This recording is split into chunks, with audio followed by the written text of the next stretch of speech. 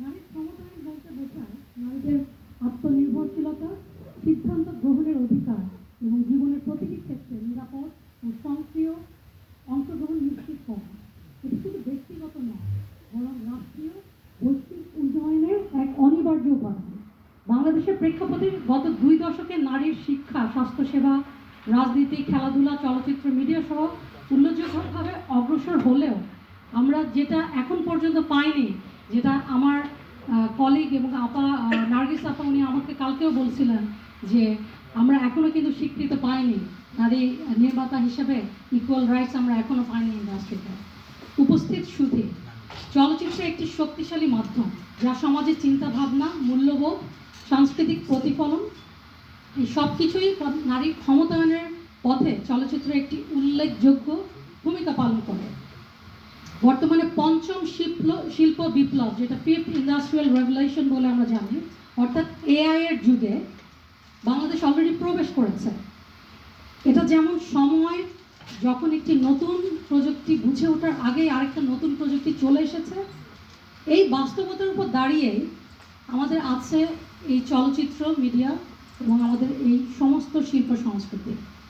যদিও প্রযুক্তি সবসময় নারীকে মুক্ত রাখতে সহায়তাই করেছে, যেমন একটি স্মার্টফোন এনে দিয়েছে নারীর স্বাধীনতা। যেহেতু চলচ্চিত্র প্রযুক্তি ব্যবহার ইদানিং অনেক বৃদ্ধি পাচ্ছে, সুতরাং ভবিষ্যতে চলচ্চিত্র প্রযুক্তির হাত ধরে নারীর ক্ষমতায়নের কর্মক্ষেত্রে বিকাশের দ্বার উন্মুক্ত করতে হবে। সেই ক্ষেত্রে আমাদের দিতে হবে আপডেটেড এই প্রযুক্তিগত প্রশিক্ষণ, এবং এই প্রশিক্ষণগুলো আমরা তথ্য মন্ত্রণালয়ের সাথে যুক্তভাবে আমাদের উইমেন্স ফিল্ম সোসাইটি এটি আগামী বছর আয়োজন করবেন। এটি সচিব স্যার মৌখিকভাবে কথা দিয়েছেন এবং আমরা ভবিষ্যতে একসাথে কাজ করব এই নারীদেরকে শিক্ষিত করে তোলার ক্ষেত্রে। নারীর ক্ষমতায়ন ও চলচ্চিত্রের ভবিষ্যৎ কেমন হবে তা আমাদের বাংলাদেশের সামাজিক সাংস্কৃতিক বাস্তবতা, সমাজের নতুন আইডিয়া এবং পরিবেশ সচেতনতা এবং ডিজিটাল প্রযুক্তির ব্যবহার দিয়েই ঠিক করে নিতে হবে। বাংলাদেশের চলচ্চিত্রের নারীদের অংশগ্রহণ অতীতে যে সীমিত থাকলেও ধীরে ধীরে এটি প্রসারিত হচ্ছে। ভবিষ্যতে অংশগ্রহণ আরও গভীর ও প্রভাবশালী হবে বলে আশা করা যায়। উপস্থিত সুধী, চলচ্চিত্র কেবল বিনোদন মাধ্যমে নয়, এটি একটি শক্তিশালী সামাজিক ভাষা যা জাতিগত পরিচয়, মূল্যবোধ এবং নাগরিক চেতনা গড়ে তোলে।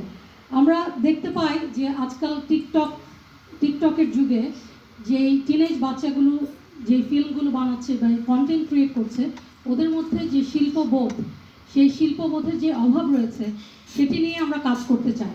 তাদেরকে প্রকৃত বাংলাদেশি সংস্কৃতিতে আমরা কিভাবে ফিল্ম বানাতে পারি সেই বিষয়ে আমরা কর্মশালা করতে চাই। চলচ্চিত্র সমাজের আয়না হিসেবে কাজ করে, এটি সচেতনতা তৈরি করে একটি কার্যকর প্ল্যাটফর্ম আমরা তৈরি করতে পারি আমাদের 64টি জেলায়। জেন্ডার সংবেদনশীল চলচ্চিত্র যেখানে নারীর সংগ্রাম, অধিকার, নির্যাতন এবং উত্তরণের গল্প চিত্রায়িত হয়। যেমন একটি চলচ্চিত্রই আছে আমাদের নার্গিস আপার, 403 ঘর থেকে শুরু করে উনি অনেকগুলো নারী নির্ভর ফিল্ম বানিয়েছেন।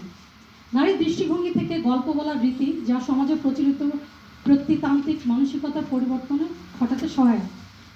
যেমন বাড়ির নাম শাহানা, এই বছরই আপনারা জেনে আনন্দিত হবেন যে আমাদের 98 অস্কার নমিনেশনে বাংলাদেশ থেকে এটি নমিনেটেড হয়ে সেই অস্কারে পৌঁছে গেছেন। এবং নারী নির্মাতা লিসা গাজী, উনি একজন নারী, ওনাদের মিউজিক ডিরেক্টর সোহিনী আলম, উনিও নারী, আর যিনি অভিনয় করেছেন আনান সিদ্দিকা, ব্রিলিয়েন্টলি সে পোর্ট্রে করেছেন আমাদের এই নির্যাতিত নারী সমাজের একটি চিত্র। যে আমাদের সময়ের সাথে সাথে নারীরা শুধু অভিনেত্রী নন, এখন নির্মাতা, নাট্যকার, সম্পাদক, কালারিস্ট, আর্ট ডিরেক্টর, প্রযোজক, চিত্রগ্রাহক, মেকআপ আর্টিস্ট এবং প্রস্থেটিক আর্টিস্ট পর্যন্ত আমাদের নারী এই ফিল্ম ইন্ডাস্ট্রিতে চলে এসেছেন। সাম্প্রতিককালে বাংলা চলচ্চিত্রের বেশ কয়েকজন নারী নির্মাতারা যারা অভিনেত্রী ছিলেন তারাও এগিয়ে এসেছেন প্রোডাকশনে। অভিনয়ের পাশাপাশি নারীরা এখন চলচ্চিত্র নির্মাণ, প্রযোজনা, কাহিনী রচনা, সম্পাদনা, সিনেমাটোগ্রাফি এই সকল ক্ষেত্রে ওনার সক্রিয় হয়ে উঠেছেন। এখনকার নারী মানে একটি গানের দৃশ্যে উনি নাচবেন, শুধু এটার মধ্যেই সীমাবদ্ধ নয়। জি,